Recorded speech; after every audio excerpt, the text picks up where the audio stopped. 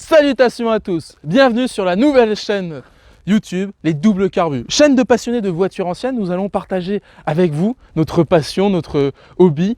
Nous allons vous présenter des voitures, vous raconter leur histoire.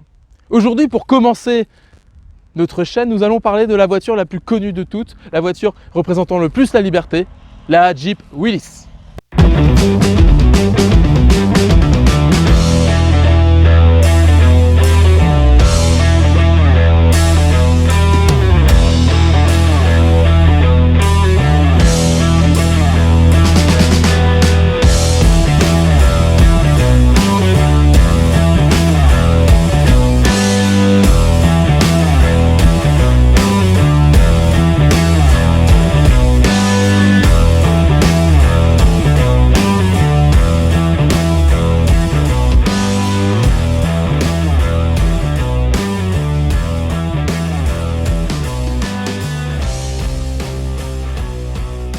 La Jeep Willys voit ses origines avec le début de la guerre.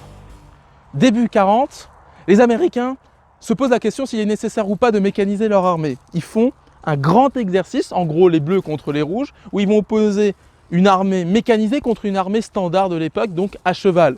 L'armée mécanisée va détruire l'armée à cheval évidemment, d'autant plus qu'en Europe, c'est la guerre, c'est la Seconde Guerre mondiale. L'Allemagne a envahi la France et a détruit l'armée française qui était considérée comme la meilleure armée du monde en moins de 2 mois. Donc les Américains sont face au mur et se rendent compte de la nécessité de mécaniser leur armée. Ils vont faire des appels d'offres pour des chars, des camions, des blindés, mais aussi ils avaient besoin d'un petit véhicule léger de reconnaissance capable de porter 3 soldats avec leur équipement.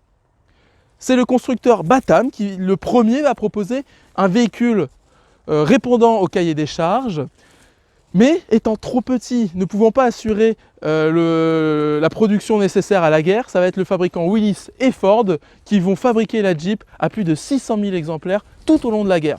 La Jeep, ça va être un véritable succès. Elle va être présente sur tous les conflits, le conflit pacifique, européen, on va même en envoyer aux Russes. Et même après la guerre, de nombreuses armées, dont l'armée française, vont continuer à les utiliser. L'armée française l'a utilisée en Indochine, en Afrique, en Algérie.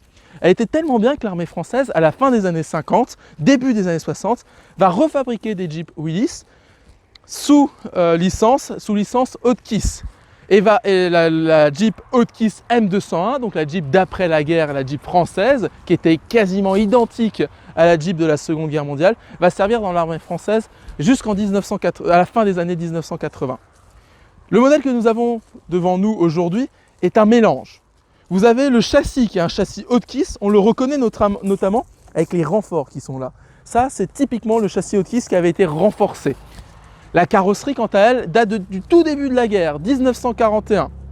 Le moteur, quant à lui, date de la toute fin de la guerre, 1945. Elle a été peinte aux couleurs du régiment des blindés fusiliers marins, qui s'est notamment battu avec le char qu'on voit ici derrière nous, le Porc-Épic, qui s'est battu ici, aux alentours de Colmar, lors de la poche de Colmar, pendant l'hiver 44-45. Cette voiture a été entièrement restaurée et nous allons vous la présenter maintenant de façon dynamique sur la route.